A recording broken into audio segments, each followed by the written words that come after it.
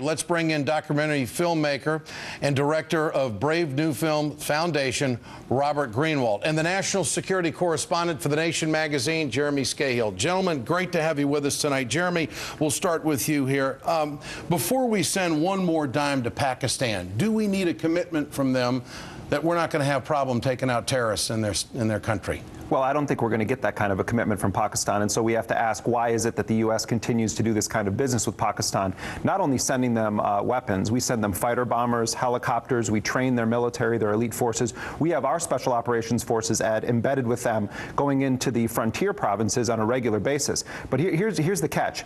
If we stop working with Pakistan, that means we have to get out of Afghanistan, and we have to get out of Afghanistan quick, because the majority of the military supplies that the U.S. has in Afghanistan come in right through Pakistan. They go into Karachi, overland by train or truck, and then they go into Afghanistan. So if you shut off that valve, you shut down the war in Afghanistan. So we need to rethink the whole policy, because right now, U.S. policy in Afghanistan is dependent upon Pakistan. They had a chess game where Osama bin Laden was one card that they were holding out, one pawn that they were holding and using against us. The other one, though, is that we need them to get supplies through Pakistan. So it's very high stakes. In the military, they say it's like fifth dimensional chess. Robert Greenwald, you have been an advocate for years to get out of Afghanistan. You have documented exactly what we have done in that country and how it's cost us billions of dollars. But I'm curious on your opinion on our most recent dealings with Pakistan and the billions of dollars that we're sending there. Where do you stand on it? Where are we mistaken?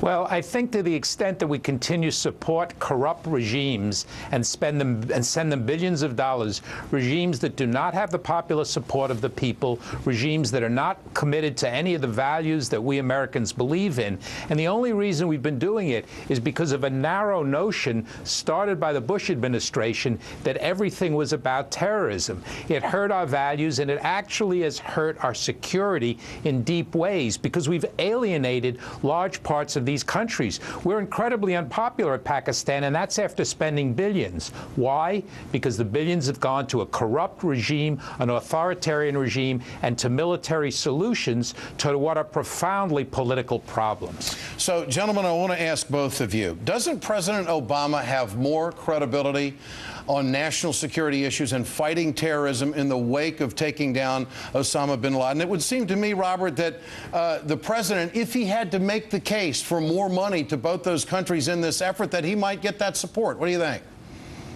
I do think he has more credibility, but I do not think he would get the support if he asked for more money. If you went around the country, I cannot imagine you can find rational human beings who would say, yes, we're spending $2 billion a week in Afghanistan, spend more. That's going to make us safer. Because it's not, and people know it instinctively. People are smart about it, and it's a war that's never helped our security. And I don't think Obama or any magician or anybody could convince us of that at this point. You've seen the opinion polls in terms of the war, and it's a radical, continued shift, including independents, including Republicans. Well, let me tell you something. It's a big myth that President Obama is somehow some kind of a dove. President Obama uses this force, the Joint Special Operations Command, the guys that killed Osama bin Laden. He's using them in Yemen covertly. He's using them in Somalia. He's hitting a lot harder, according to the special ops guys that I talked to, than President Bush ever was. The problem here, Ed, is that we're using our most elite soldiers to fight mid-level Taliban people and farmers in Afghanistan, and in killing them in these night raids and killing innocent civilians, we're giving people in Afghanistan an actual reason to want to fight us. So we really need to rethink this strategy. But on that issue that you're asking about, Ed, Dick Cheney and those guys, they have PhDs in historical revisionism. They're the ones that took us into Iraq. Yeah. They're the ones that allocated the best forces we had to a war that was based on lies. So is this most recent big development a step for us to get out of Afghanistan? Is this now a turn, a time for us to pivot as a country strategically? We should. It should be a moment where the president can say, I've stated from the beginning that the goal was to dismantle and disrupt the al-Qaeda network. We have chopped the head off of that network. In Afghanistan, there are less than 50 al-Qaeda operatives there, according to U.S. intelligence. It is time to get out of Afghanistan. It's hurting our national security and our image in the world to stay there. Robert, your thoughts on that? Is this a time to pivot? It's exactly a time. We have an extraordinary opportunity in front of us. We've launched a petition to try to reach the administration with that. We're doing videos about it. I completely agree with Jeremy on this, and everybody who cares about war, who cares about ending the wars, who cares about our country, this is a time to really get active, to call, write, visit, and tell people now, get the troops out. But gentlemen, how do we know that Al-Qaeda is not going to reestablish itself? Well, let me just say something. You're never going to be able to destroy terrorism around the world, and you aren't going to be able to destroy every single person that affiliates themselves with Al-Qaeda. Right now in Yemen, for instance, there are maybe 300 to 600 people that affiliate themselves with Al-Qaeda in the Arabian Peninsula.